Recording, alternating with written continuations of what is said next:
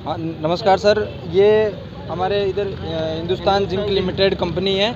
उसमें ये कंस्ट्रक्शन करके एक प्राइवेट कंपनी है। उसमें ये सभी लोग संविदा पे मतलब उस कंस्ट्रक्शन कंपनी में ड्राइवर के रूप में काम करते हैं। तो ये 25 कर्मचारी है जो पिछले 4-5 साल से 8 साल से लगातार उस कंपनी में काम कर रहे हैं। लेकिन पिछले 2 माह से उस कंपनी के ओनर द्वारा और अधिकारियों द्वारा इनका मानदेय रोक लिया गया है तथा इनके कुछ वहाँ दस्तावेज भी जो जमा है और अब इनको ना तो वहाँ से कोई स्पष्ट जवाब दिया जा रहा है और ना ही उनको मानदेय से संबंधित कोई बात बताई जा रही है। कल इन लोगों ने संबंधित कंपनी में परसों के दिन भी इन्होंने वापस पुनः संपर्क करने का प्रयास किया तो उन लोगों द्वारा इनको मना कर दिया गया और धमका के बाहर निकाल दिया गया।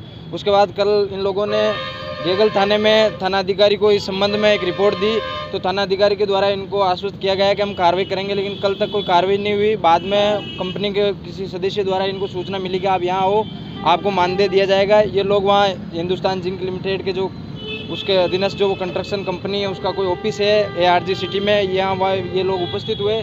लेकिन शाम तक इन लोगों को ना तो वहाँ कंपनी के किसी अधिकारी द्वारा कोई आश्वस्त किया गया और शाम होते होते देर शाम ये कह रहे हैं कि जिस कमरे में ये वार्तालाप के लिए बैठे थे उस कमरे के गेट बंद कर दिए गए और उसके बाद वहाँ कोई असामाजिक तत्व जो वहाँ आसपास के क्षेत्र के कुछ असामाजिक तत्व जो शराब के नशे में थे उन लोगों ने इनको स्पष्ट मना कर दिया कि आपका कोई मानदेय नहीं दिया जाएगा और इनको और मारपीट करने जैसी धमकी दी गई। तो फिर रात में इन्होंने तत्काल वहाँ के थानाधिकारी महोदय से भी संपर्क किया तो उन्होंने कहा कि आप कल संपर्क करें। तो ऐसी अगर पुलिस को इन्होंने सूचना देने के बाद अगर ऐसी अस्वस्थ और पुलिस इनको लापरवाही से छोड़ती, रात को जैसे इन लोगों के साथ कोई घटना हो जाती, तो ऐसी चीज़ों का जिम्मेदार कौन है? ये सब लोग गरीब लोग हैं, इनका जो रोजी रोटी का साधन था वो वहीं से था।